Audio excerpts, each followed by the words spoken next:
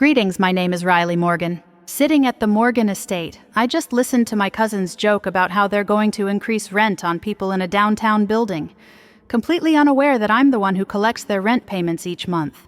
They will discover tomorrow who has been secretly overseeing this so-called Morgan legacy. The whole dynamic will shift once it occurs. Perched atop Pacific Heights in San Francisco sits the Morgan estate. In the gentle evening light, the pastel stucco and Spanish colonial arches sparkle. As the sun sets, the crimson roof tiles take on a nearly blood-red hue. In the inside, golden light from crystal chandeliers dances over shiny flooring. The clink of champagne flutes the perpetual buzz of courteous laughing, and the name-dropping of high-end products all mingle together as voices reverberate off marble walls. With a glass of flattened, sparkling water in my hand, I stand beside the majestic staircase. The outfits that everyone is wearing are straight out of fashion magazines. Gowns that sparkle, fitted shirts, fashionable footwear. In contrast here, I am wearing nothing more flashy than a sleek watch and some vintage pearl earrings that belonged to my mom with my hair pulled back into a basic blue frock. The way their gaze darts over me reveals my footwear clothing and brand or lack thereof. And then you'll act like I'm not even worth your time by fading away. They continue to refer to me as the poor cousin, even though my surname is Morgan. Instead of making an effort to interrupt them, I just listen quietly. It's pointless, I've learnt. The more the volume, the more shrunken I feel, and the more resolved I am to keep my reality hidden from them. Reason being, I'm not really having a hard time. I'm not bogging down. Despite what many think, I am not a charity case. I have been quietly developing something substantial while others have been seeking headlines and flaunting their fortune for all to see. Something strong.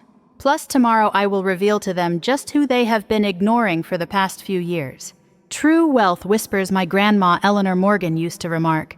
The purpose of wealth in her view was not to be flaunted, but rather to provide safety, liberation, and the ability to overcome the dread of ruin. Out of all the Morgan relatives, only Grandma Eleanor ever gave me her whole attention. Despite being the head of one of the oldest real estate families in San Francisco, she sported modest attire.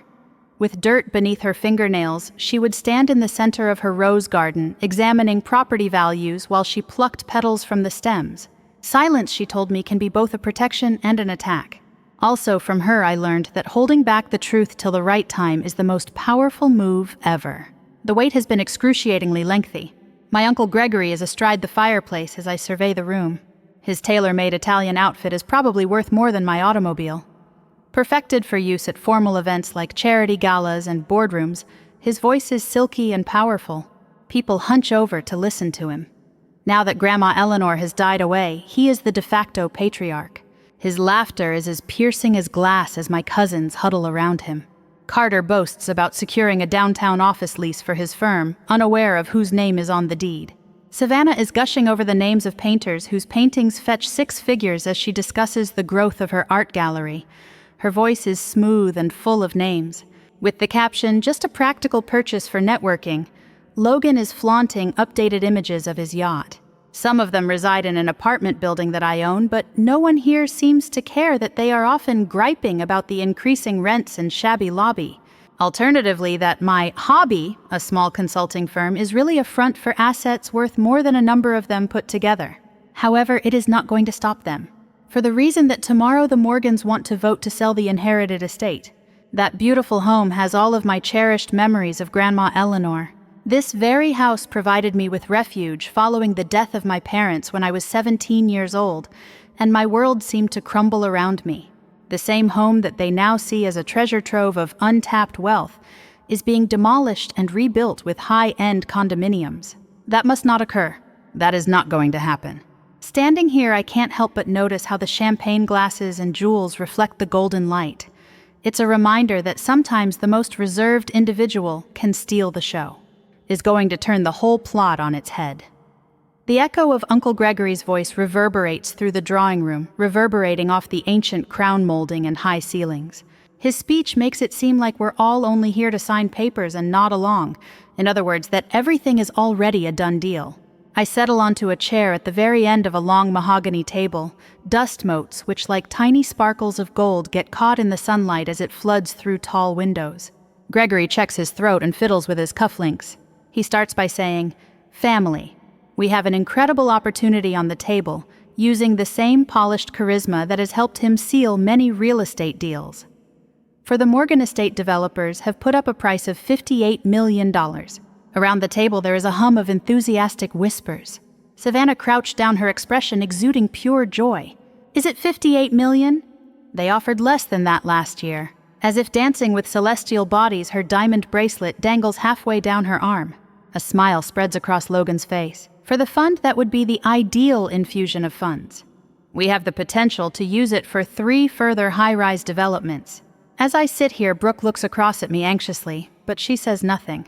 A shiny portfolio with the Morgan family crest is being drummed by Carter's fingertips. While speaking in an almost buttery voice, he adds, "Plus, the developers have ties downtown. All of the family's brands may benefit from this." Even though my heart is pounding in my ears, I maintain a deliberately expressionless face. Product name. To them, the mansion is just a brand, a symbol devoid of any memory that may give it any value other than as a commodity to be traded for profit. Uncle Gregory changes the slide on the massive screen behind him by clicking the remote. Soaring glass towers with rooftop gardens and infinity pools engulf the estate in an aerial depiction. It's so contemporary, all straight lines and crisp corners, that it seems almost antiseptic. When Gregory reveals his work, he flashes a smile befitting a master. Let your mind wander to the Morgan residences. 50 unique apartments with prices beginning at $7,000, $1,000 apiece. Personalized spas. Service for automobiles left behind. Installations of art selected by the gallery in Savannah, dedicated to the legacy of Morgan. Savannah straightens her fancy outfit and sits up straighter. As for the lobbies, I would be thrilled to be the art curator. It would do wonders for the reputation of the brand. Carter just must insert his personal touch. Plus, the penthouses are great places to have business mixers. Envision the types of customers we might bring in. Their voices blend into one another, becoming a symphony of avarice. Gregory gestures for a moment of quiet. "I know some of you may have sentimental ties to the house," he remarks, casting a knowing glance my way, "but we have to act like professionals in this situation. For decades, nobody has bothered to use this property. Now is the moment to discover its genuine worth." For a split second, he remains silent, as if daring everyone to speak up against him. Silence for the time being as my throat constricted. Reason being, if I were to speak up too soon, they would have plenty of opportunity to anticipate my reaction. Savannah instead draws attention back to herself, and I just listen. By the way, the artist whose work was sold for $8 million will be attending a private event that my gallery is organizing. We need to ensure that the new condominiums are aesthetically suitable for hosting events of this kind. Brooke draws nearer to me and murmurs in a way that no one else can hear. The same storyline, differing year. Nobody dares to softly admit how superficial everything has grown except for her. Out of nowhere, Carter arches his back in his chair and raises his arms above his head. "Well, Riley," he continues with a voice that echoes throughout the room, "tell us, what's new with you these days?" Still seeking advice. He pronounces it slowly, as if it were a strange creature he had never seen before. As Aunt Camille tilts her head, her immaculately styled hair hardly flutters. A gentle laugh escapes her lips. "While consulting is great, and all, my darling, have you ever considered becoming a member of Gregory's team? It's quite okay to rely on family connections to develop a successful profession." My knuckles hurt from clenching the chair's arms so tightly. Year after year, the same contempt. No one knows what I do for a living. I have no clue what I've created. With yet another wide smile, Gregory attempts to put things right. "Let's save Riley any shame. The commercial real estate industry isn't for everyone. And what's more," he looks at me with a mix of laughter and sympathy as he stops, "it's true that some people simply like it easier." With a saber-like grin, Savannah leaps in. "So obviously not everyone can or should live in opulence. Modest things satisfy some folks." She uses the word modest as if it were a sickness. Carter laughs, Carter says. "Hey, unless your Ford Fusion dies on the interstate, there's no shame in driving one, is there?" I look down at the table, my heart pounding, trying not to let on how hurtful those remarks were. Reason being, I've had no problems with the Ford Fusion. Plus, I'm still not comfortable letting it out quite yet, so they can keep their sports cars and penthouses as yardsticks for success. They believe they own the globe, but I've been buying it up. A pen touch on Gregory's portfolio returns him to the floor. The schedule is as follows. A response within 30 days is required by the developers. The asset would be sold, and the money would be divided among family members in accordance with their respective shares. The financial models will be circulated this week. He portrays it in such a clinical light. How inescapable. They treat severing my ties with Grandma Eleanor as if it were a little item on a financial statement. Still, there's more to the mansion than meets the eye. I learned how to read property maps from Grandma Eleanor there. It was there that she spent several hours with me, guiding me through the darkness of loss, following my parents' passing. I've never felt more at home than in this place. I cast an eye over the diners. Carter is probably already looking forward at his bonus calculations.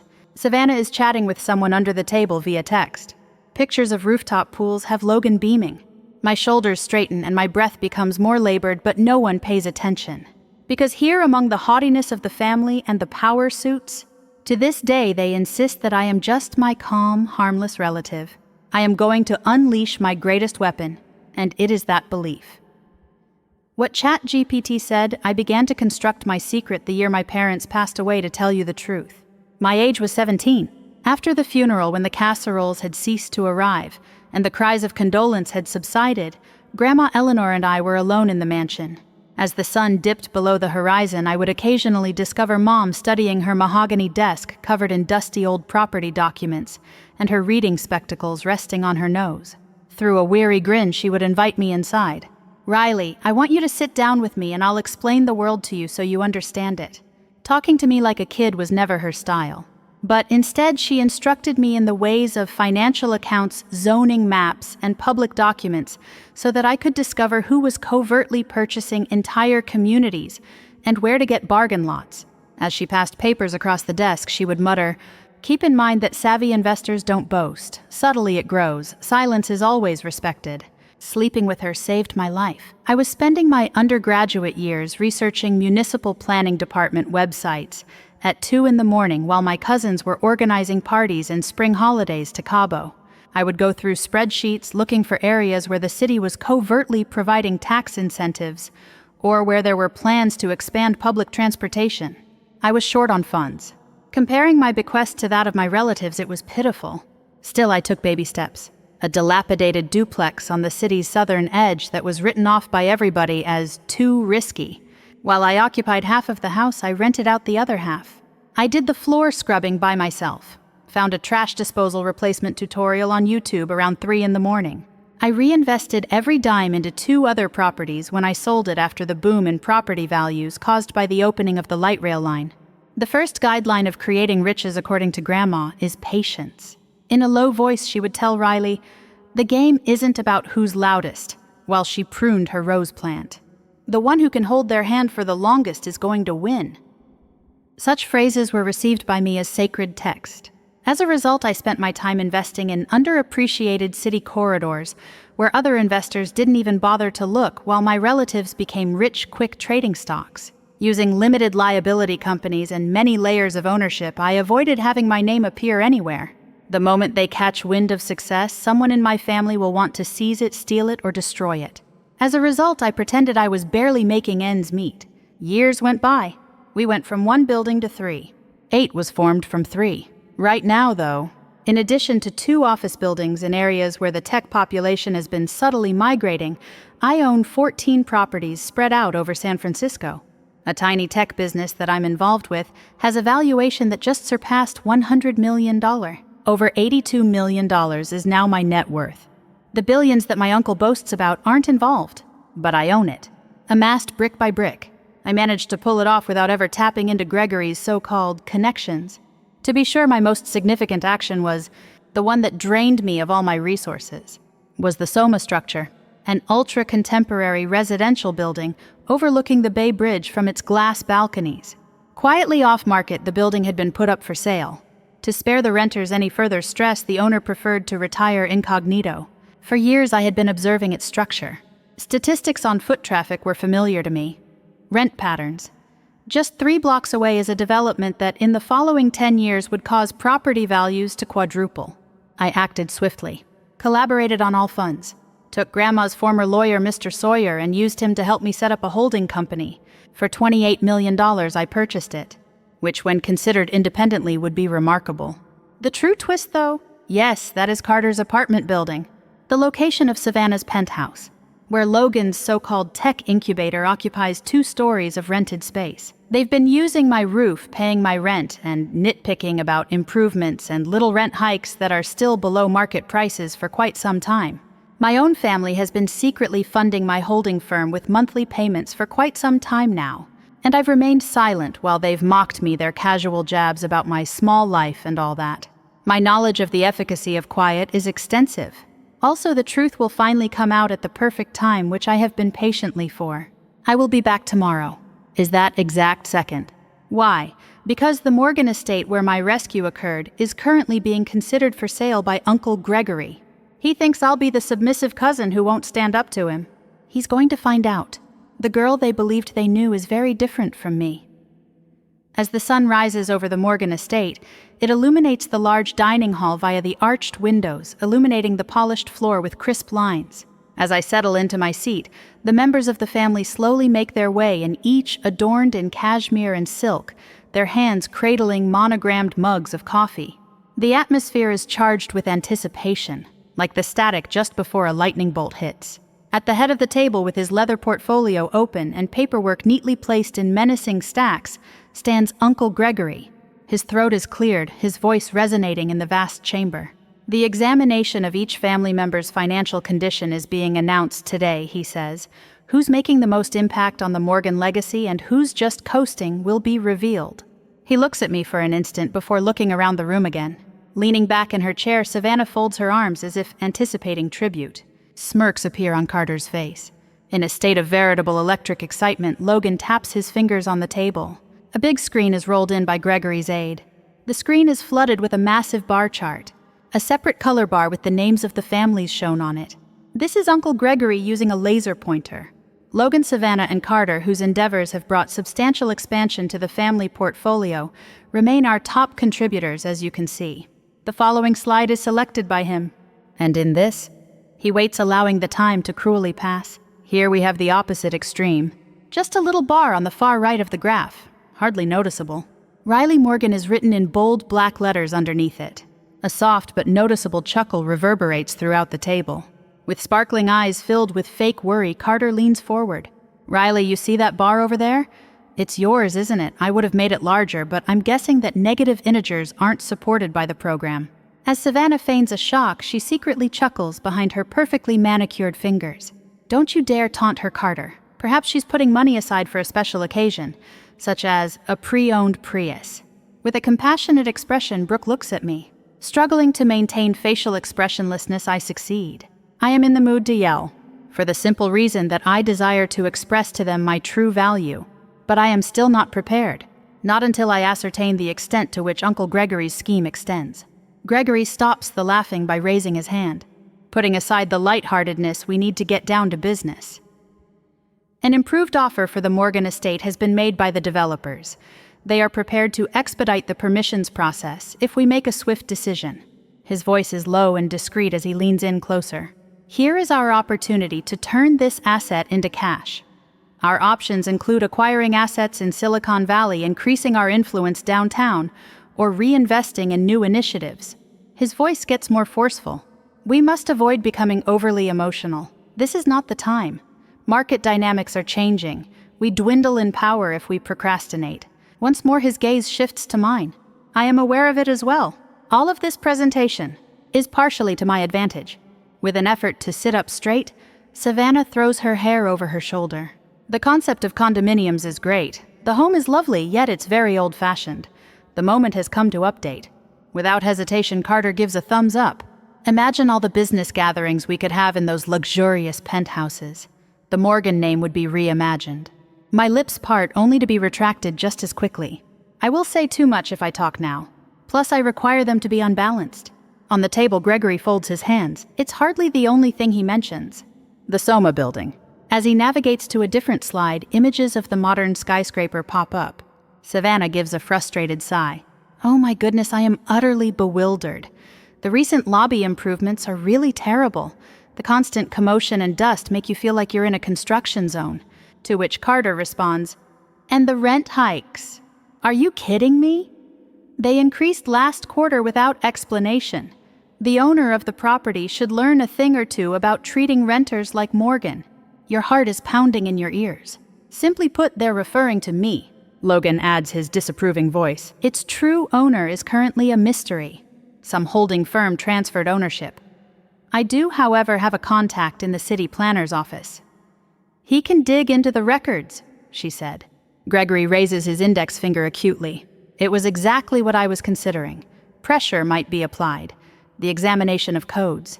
Postponement of licensing procedures. An enigmatic owner can be persuaded to sell in certain circumstances. Gleaming in Savannah's eyes. Oh, that's fantastic. It is imperative that we make it clear to them who they are working with. A smile spreads across Carter's face. Another option would be to simply purchase the building. You may open doors with the Morgan name. This is unbelievable to me. A property owner like myself is the target of their brazen attempt to force a sale. By use of favors, connections, and even threats. All the things that Grandma Eleanor hated. They used to be able to purchase custom outfits or reserve boats for the weekend with the same carefree attitude. Under the table, Brooke moves in closer to join me. Her voice is so low that no one else can hear her whisper. Riley, you better get moving on whatever it is you're planning. Gregory puts his fists in a fistlock. I can write you a letter. Polite, lawful, yet resolute. Cooperation is in everyone's best interest, and whomever owns the building should recognize that. He has a flawless grin. Then casting a final glance in my direction, he adds, some people just simply don't have a place in this industry. I am so angry that my throat hurts. However, I maintain my silence, due to the fact that the moment for discourse has come, is winding down. The mansion is much chillier the next morning. The golden light that normally illuminates the large hall is muted as gray clouds slam against the windows. My hands quiver for an instant as I stand before my closet. My next move is to pull out my hidden weapon. A well-tailored charcoal gray suit, quietly commanding the room without becoming garish. Around my neck, I clasp Grandma Eleanor's pearl necklace, which catches the light. Pearl studs, the same ones my mom wore to all of her formal events, are my finishing touch. Today is the day of my major event, and when I look into the mirror, I murmur the same things my grandma always taught me. Quietness protects. It may be both a shield and a sword at times. Every member of the Morgan family is present as I enter the library. At the head of the table pacing is Uncle Gregory, who is rearranging contracts. As soon as they see me enter, Savannah, Carter, and Logan immediately gather around laughing and speaking to each other. As a result, the laughter stops, because they seem to stop what they're doing when they see me. It might be my posture, the angle of my head, or both. Sitting silently, I set my black leather portfolio on the table. Gregory flinches and swallows. Give it a go. After much deliberation, Westbrook Development has settled on a price of $58 million for the Morgan estate. For our signing today, they have already prepared preliminary agreements. He's attempting to move it along quickly. He wants to finalize the deal as soon as possible without anyone standing in his way. Carter smiles as he bends forward. I was chatting with Savannah. We need to make sure that the new residences have a rooftop garden, bound to be Morgan branded. When shared on social media, it will appear stunning. Hey, Savannah, she says. We also want a sculpture by the artist whose work fetched $8 million last month for the lobby. The experience with the brand is paramount. Brooke sighs and says, the brand experience? Give me a break. As Gregory motions for his helper to distribute thick files, the latter starts doing just that. The proposed distribution of funds is detailed in these papers. The regular voting process based on ownership percentages will be followed for dividends. I can see my folder isn't as heavy as the others. I suppose Gregory thinks I don't have anything noteworthy to record. Yet I waited for him to complete his sentence. For the reason that my time will come. The table becomes a flat surface for Gregory's hands. I must now address the SOMA building. We have to figure out who owns what. I informed the city of my plans. Permits and inspections will be reviewed by them when they are ready. Whoever is hiding behind those LLCs should be easier to push with that. To make it sound less like he's explaining blackmail, he says it in a casual manner. Carter grins. Honestly, if someone is attempting to make it big without the proper connections, they should be pushed out. In a low voice, Savannah chuckles. Exactly. Real estate in this metropolis doesn't give you carte blanche. Silent and as sharp as glass, my voice pierces the air. The floor, please. Gregory seems startled and flinches. Riley, we're running behind schedule. The programmers... I promise it won't take forever. Here I am. My portfolio is opened. Finally, the room falls silent. A solitary sheet of paper is extracted by me. This is the most recent assessment of all of my assets. I set it down in Gregory's path, then read it. He narrows his eyes and squints to read the text. Just what is this? I maintain a constant volume. Here is my income statement. Starting last week. With a grimace, Savannah looks downcast. Cash flow report. We don't need to worry about. Why? Because it causes a sea change. I approach the table with precision. The whole total of my wealth is $82 million. The room is filled with gasps. This makes Carter splutter. So what, holy cow, that's just not conceivable. With her hair glistening in the light of the chandelier, Savannah shakes her head. Stop attempting to wow us, Riley. I don't find that humorous. Logan looks at me as if he's witnessing a specter. Concerned Brooke puts her hand over her lips. First, Gregory gets his voice back to normal. Just how you have never participated in a transaction involving us. You are missing key contacts. Nobody does. Someone interrupted him and I ended it. Your contacts weren't necessary for me. Out of my portfolio, I retrieve a thick folder containing several documents. I have invested covertly for the past 10 years. LLCs, enterprises that house other businesses, properties that were overlooked by others. Moreover, the SOMA building is my most valuable investment. Savannah lets out a surprised gasp. Excuse me, but what exactly is the SOMA building? I meet her gaze directly. You have been residing in my home, you know. Carter looks pallid. Logan is taken aback. Unstoppable, I press on. I paid $28 million for that building. You've been moaning about the lobby renovations, but I ordered them. The little rent hikes, though, I also owned them, not to mention that they are still significantly cheaper than the market standards. Next, I look to Carter. The lease for your high-end apartment was executed by my holding company. While speaking, Logan stutters. So you've been getting paid the whole time? Yes. A hush falls across the entire room. After that, Carter loses it. A fraud, this is. You've been taking money away from your loved ones. Are you attempting to bring shame onto us?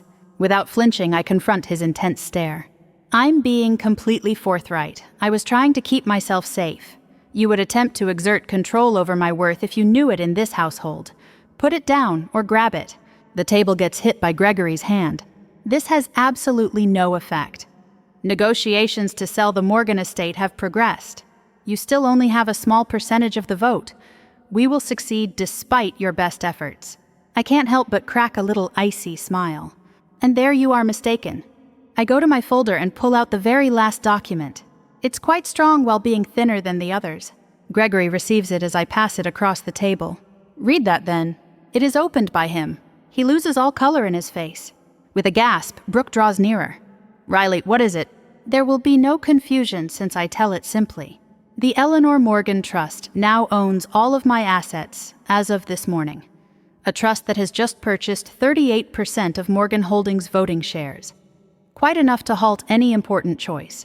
Gregory takes a half step backwards. You can't possibly acquire that much control in a single day, thus it's not conceivable. He and I meet gazes. A development business was one of Grandma Eleanor's investments many years ago. A company that went unnoticed. In the course of time, I obtained that company in a clandestine manner and used it to buy voting shares from relatives who were short on funds. Carter seemed to be in disagreement. I am really blown away by this. You've been planning this the whole time, haven't you? Yes, I do. Year after year, you teased me. You ignored me time and time again. I had jobs to do, building, patiently awaiting. And now, I control enough votes in this family to prevent the estate from being sold. The air is thick with the sound of complete stillness as if the walls were listening. Brooke then begins to applaud. Calm down, without pause. My goodness, cousin, Grandma would be so proud. I scan the space. Upon the stunned expressions, in the direction of those who believed they had permanently muzzled me. On top of that, I sense a profound inner release, subdued strength, an assured serenity. And this is the first time I've ever spoken it aloud. It is absolutely not for sale, the Morgan estate. The air is heavy with silence as if a thunderclap had just sounded. That the relative they had previously cast off as unimportant has turned the Morgan dynasty on its head is something that everyone is still trying to wrap their heads around. However, I have more to say. Just because I don't want to sit on my fortune like a dragon on gold doesn't mean Grandma Eleanor taught me to accumulate wealth. Money is a tool, not a trophy, she instilled in me. To protect. In order to inspire. In order to make a lasting impression that matters. Placing yet another paper firmly in front of Uncle Gregory, I slip it from my portfolio. I'm not merely trying to halt the sale, I declare, maintaining a quiet but determined tone. I intend to alter the way this family functions. Gregory gives me the creeps, like if I've sprouted extra brains. What on earth are you referring to? I meet the gaze of every cousin, Aunt Camille, and Gregory as I scan the room. Today marks the formal establishment of the Eleanor Morgan Foundation, educating low-income youngsters in San Francisco about personal finance and launching affordable housing programs in the communities where this family has made their fortune are its two primary goals. Fast blinking occurs in Savannah. And a set of rules. Yes. My slow nod conveys confirmation. Here at the Morgan estate, it will have its headquarters. Rather than converting this estate into high-rise apartments, it will serve as a museum showcasing Grandma Eleanor's and my methods for amassing genuine riches. In silence, patiently, having grace. With a sneer, Carter reclines on his chair. Is this for real? Is the mansion going to be used for charitable teaching purposes? It's a total squandering of valuable land. I narrowed my eyes to meet his razor sharp. What a waste! This family's fixation on flaunting their wealth while folks 5 kilometers away go hungry. For the sake of boasting about expensive automobiles, Grandma didn't establish the Morgan name. Gregory takes a deep breath out. A foundation does not generate revenue, Riley, no matter how good its intentions. It's in the sky. It contains danger. Redeveloping this property might bring in millions. Crossing my arms across my chest, I stand. Still, half of those condominiums would be vacant after a decade due to the oversaturation of the market. Meanwhile, history would record the Morgan family as the ones who destroyed a historical site in order to build yet another monument to their avarice. A leisurely round of the table is my gait. I am not ignorant. Businesses are my specialty. I get the concept of returns. But I also know that real strength comes from prioritizing investments in people above physical structures. Because of this, the Eleanor Morgan Foundation will do more than just keep the mansion. They will also provide a quantifiable return on investment for society. Savannah trembles a little. And what does that imply for us specifically? I put my hands on the table and cease pacing. This means that we are changing the way this family votes. It irritates Carter. The rules can't be arbitrarily changed. A hand is raised by me. Morgan Holdings' voting rights will now be linked to foundation contributions. I can, and I am, said the author. To maintain full voting power, all members must provide either time or a portion of their revenues to the foundation's programs. Your vote share will decrease in proportion to your choice not to donate. A ruckus ensues. Suddenly, Carter gets up from his seat. Here we have blackmail. Words escape Savannah's lips as she clenches her jaw. Would you believe it? So, in order to maintain some control over the family company, I have to give up all of my art profits. The table gets hit by Gregory's hand. This is really insane, Riley. A system of financial meritocracy has always been in place inside the family. Are you planning to transform it into a social club? Amidst the mayhem, I speak up. There has been arrogance in the family's operations, assuming that a slew of social media followers and private planes constitute a measure of success. I've had enough of it. By the end of it, Grandma Eleanor had had enough. I inhaled deeply and steadily. And no one is being coerced by me. Not contributing is an option you have. Decisions that impact people's lives will be made with less input from you. With an angry gaze, Brooke slowly rises alongside me. I'm here, she declares. It's becoming old for me to act like this family is only about opulence. This would be perfect for Grandma. All is silent once more in the room. You can't read Gregory's face since it's a storm cloud. With her arms crossed and her lip chewed, Savannah takes a seat. Carter appears to be on the verge of losing it, but remains silent. Logan, meantime, looks at me with a mix of disbelief and reluctant reverence in his eyes. I let the stillness to grow. After that, I make one more statement, my voice low but resonant enough to reverberate around the whole marble room. The house is more than the sum of its parts. It represents the idealized version of the Morgan family that was made to be. A prosperous family that gives back to the community that helped them get richer. As the clouds part, I cast my eyes out the window and see the rose garden bathed in the first rays of sunshine. And from this very moment forward, that is our solemn intention. The air is as still and empty as a sheet of glass. All eyes are on me, some of which are blazing with anger, and others of which are shining with curiosity, due regard, or perhaps interest. With the burden lifted off my shoulders, I am able to stand up taller.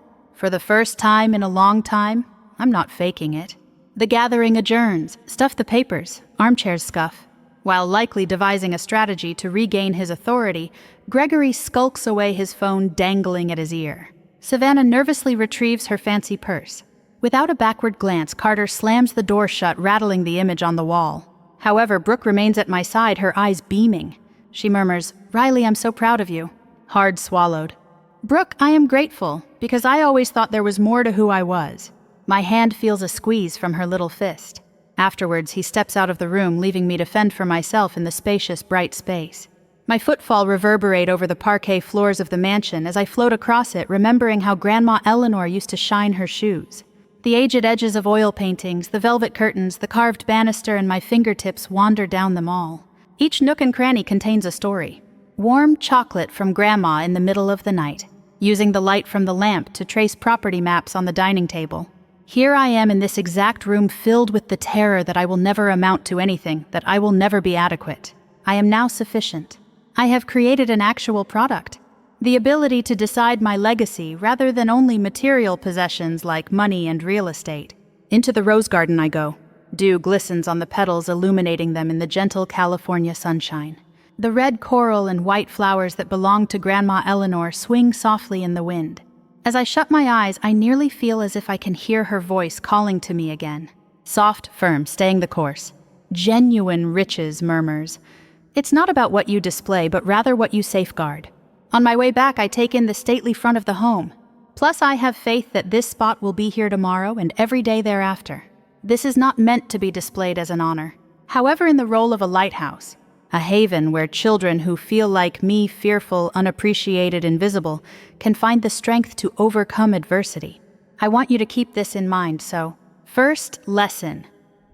Real riches isn't flashy. You can't see it. Being safe, free, and having the inner fortitude to ignore those who question you are all part of it. To be patient, it will pay off in the end. The correct action taken at the appropriate moment may alter the course of events, so don't be scared to move gently and quietly. Third lesson. Patience is strength, not weakness. The most reserved individual in a group may actually be the one with all the power.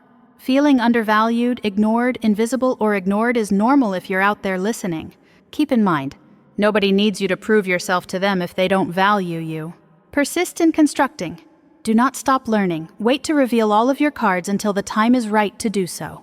The most effective strategy isn't always bragging about your accomplishments. It's being quiet and patient till others can't help but listen. When that day arrives, though, engage their attention.